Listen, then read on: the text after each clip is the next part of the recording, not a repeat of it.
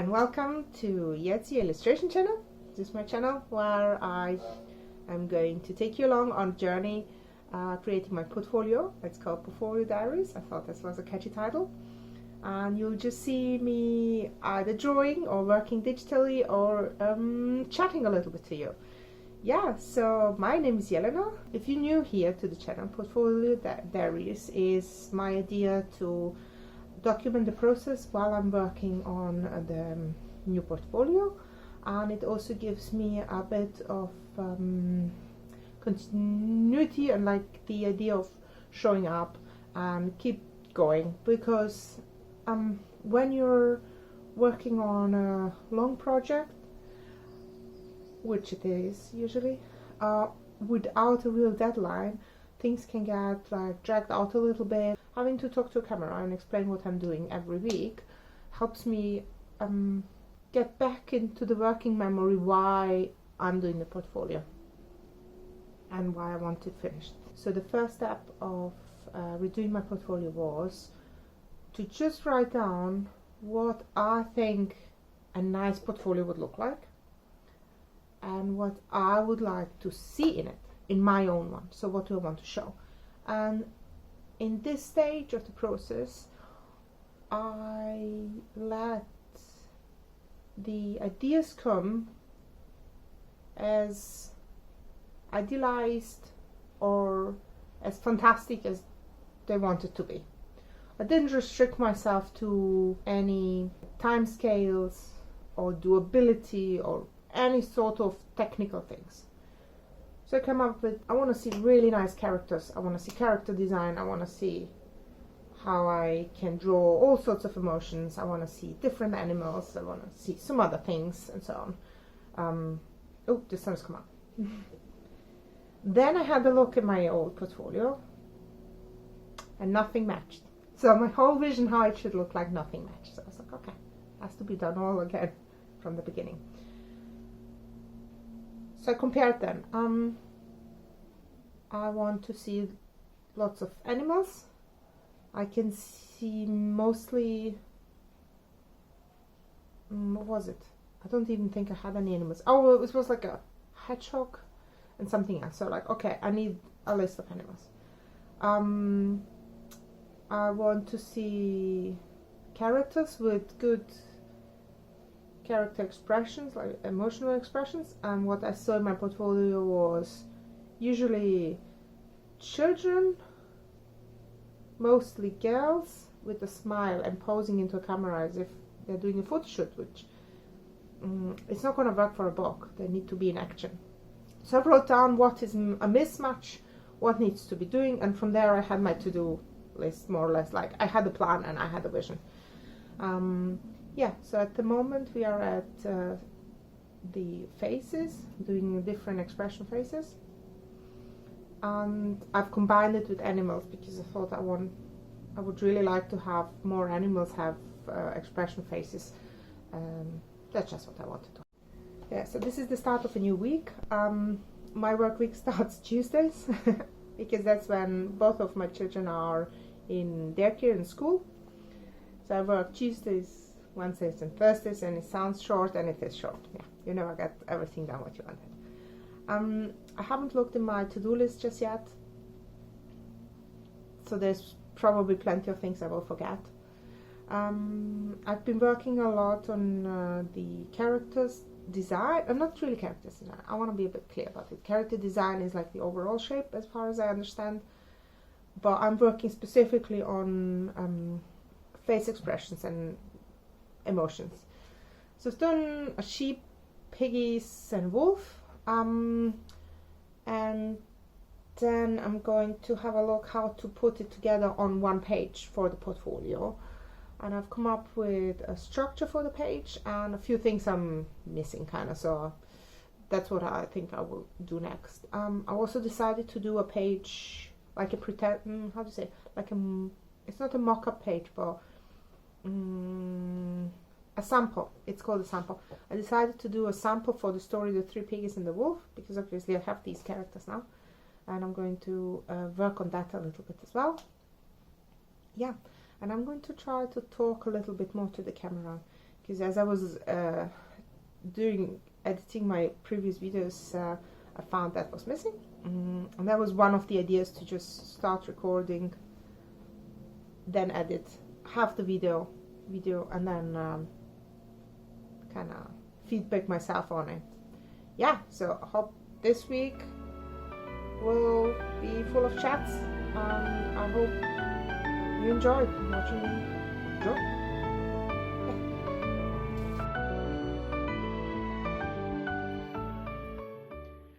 Right, okay, so I have the sketch for my sample page in Photoshop, so I've done this completely digitally, and because I want to create now the textures in watercolors, and I use the Lightbox. Usually, yeah, I'm just gonna print them out quickly. I put all the characters on one page to just save some paper, have them printed out, and then this is the technique with the light board. I have the copied page underneath the paper I will use for my watercolor textures, and just check what it is. It's a heavy white cartridge paper, which is not a traditional watercolor paper, and the reason being it's cheaper than watercolor paper, thinner, so I can use this technique, and the thickness of it is usually enough for the type of work I use, because I don't need so many watercolor layers, not so many colors. Right? Yeah, there we go. Yeah. So first, I'm doing the piggies and the character, the wolf character, and because I have 2 pages, I've just gonna do the characters from both pages at the same time. I've been doing this now for also my books, to try and get all the one character to paint it in one go for all the pages. I don't remember who I learned it from, but definitely there was a professional artist talking on YouTube, and I picked it up from him.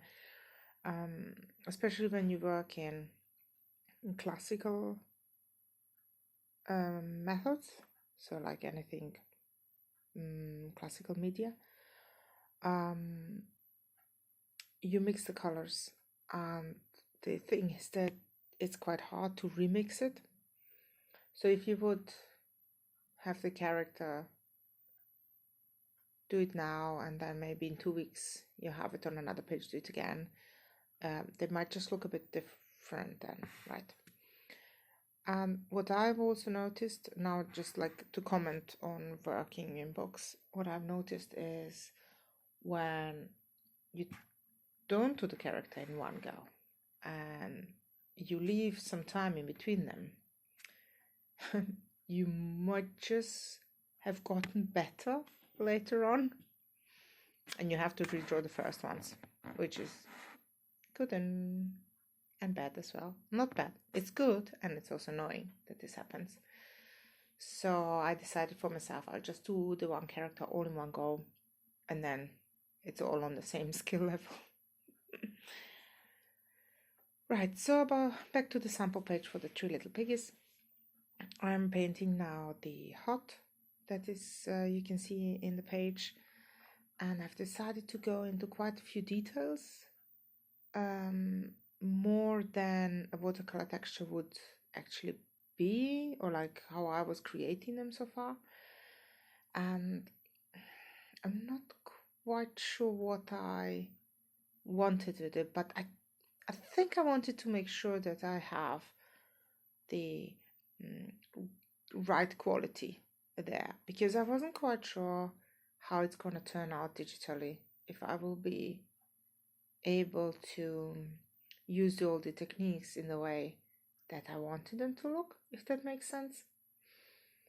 So for characters, I feel quite confident how I'm using shades and all the effects and so on, but I wasn't sure if this is gonna be the case for the hut. So I spent now quite a long time working out not really details, but more like the shapes, the shades, the structure, and all these things. So think we should just fast forward, you know?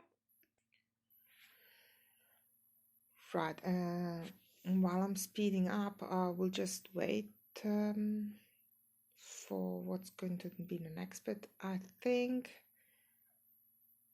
I was not going to do both of the huts at the same time. Although I just said you should try to do everything in one run so you keep the same quality.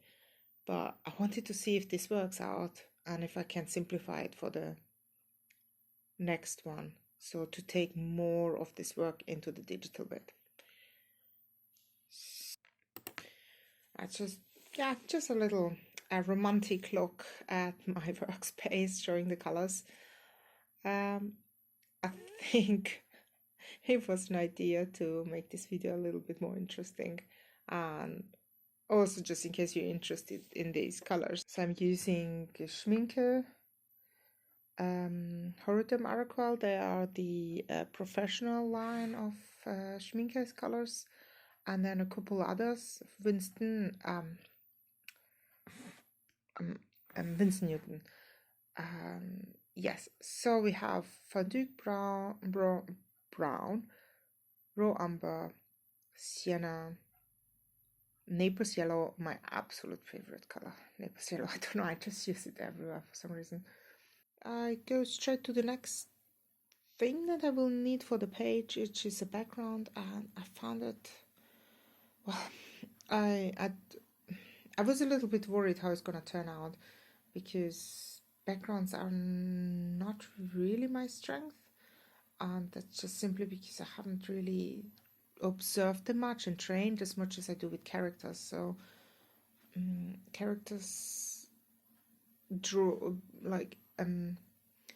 inspire me, and I naturally am drawn to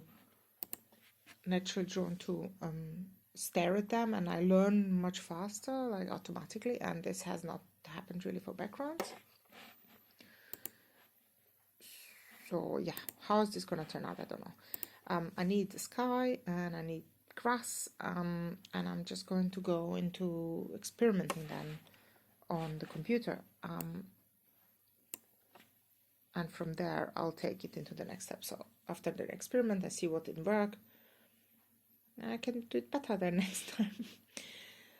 Yeah, so let's just scribble a couple clouds. I'm not even sure this is going to look like a proper cloud, and let's just not talk about the grass, how I do it, because I found it really tricky to get this the feel of the grass blades and the way that it's done in classical art. That just yeah, I need to practice a little bit more. Yeah, that's gonna be very interesting how it's gonna turn out then digitally. Yeah, sat back down in my conservatory to not disturb my husband. We'll be working together in the home office. Yeah, I've just finished the watercolor texture for the sample page, and I also started doing the background for one of the pages I want, like a very simple sky grassland background. The sky went quite right, the grassland did not work very well. I think it's because I didn't do so many practices, so just looks a little bit splodgy, and I think I haven't, I could push it probably, but to get more details done and everything. But then I thought I will try to do it digitally and see how far I get, and then I'll see what I can learn from this. Might be either do a new. I'm not quite sure what to do. That's why I'm mumbling and stumbling. Right, so the next bit will be digital work. I have to scan. I scanned everything in, and it's just a question of putting it together in Photoshop. And because I have done this technique now a few times, repeated it, I feel quite confident that I can do it fairly fast. So I have some more time then to spend on to this to do the background grassland. Yeah, the thing is with me in the background, if it's like grass, I get lost in the thinking about the details, and I understand that there is blades of grass and there's weeds and flowers and everything inside, so very closed up look. But that doesn't help you for the background because it just has to support the picture. I don't know how to reduce the details into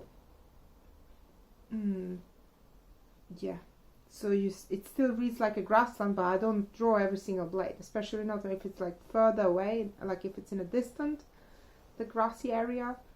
I won't be able to draw that fine detail in the grass. So I'm always kind of desperate to find out how classical watercolor artists do their pictures, because most of the classical art, I feel, are masters at illusion, so they use their brush strokes. Never mind. They use the brush stroke as a technique to simplify the details in the right way. I don't know how to do it. They're very good. Maybe it's worth just checking out how other people do in grassland. Yeah, I'm rambling on. Let's do the work. Right, so this is the to-do list. It's not going to be all done in a day or a week. It's a reminder what has to be done, really.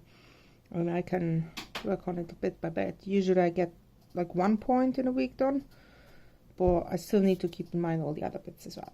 So we have portfolio, million faces. I still have to do the piggies with the bricks. Portfolio, the little creatures, that was like a side idea to have some fantasy creatures in there. Have some stuff to do for the vlog. And then here is the animals page. Oh yeah, I've drawn how I want this page for the portfolio to look like. So I haven't written down the sample page that I wanted to do of the stories for the Three Little Piggies. Right, so it's gonna look something like this. So we have the scene with the wolf coming to the one pig and blowing it away. It's just a thumbnail, and I will show you the sketch. It's on the computer. The sketch is on the computer, and then I have started with the textures already. I'm just gonna pop in the textures that I did here for the wolf. Here's for the piggies. Okay. Yeah, I'll just show you the rest in a bit. Yep, so this is the little sketch. It's like a thumbnail, really small. And then I've scanned it in and put it in Photoshop. This is the resulting sketch then. So I like to mix the two media styles, so you can see how different it is. Okay, and then I'm just holding the phone now, so it's a bit wobbly. I'm scanning the textures, and use the technique of I think I described it somewhere. So this is the base texture, and then I work from there digitally, giving shadows, line art, and details. Yeah, so I have this one. And then I'm just gonna pop in the hut that I made. Yeah, so I have to do this hut. I started it here. It looks a little boring at this second. It's just one layer of watercolor at the minute. I'll just have to work on it. Yeah, and that's gonna be the sample picture then. I don't think I've included anything, right? Here you can see here all the layers and everything. Yeah, so I'm gonna start working on. I did the hut. Yeah, I should probably do the hut, and then I can do once I have all the structure, I can just go in digital and don't have to go back and forth. Okay.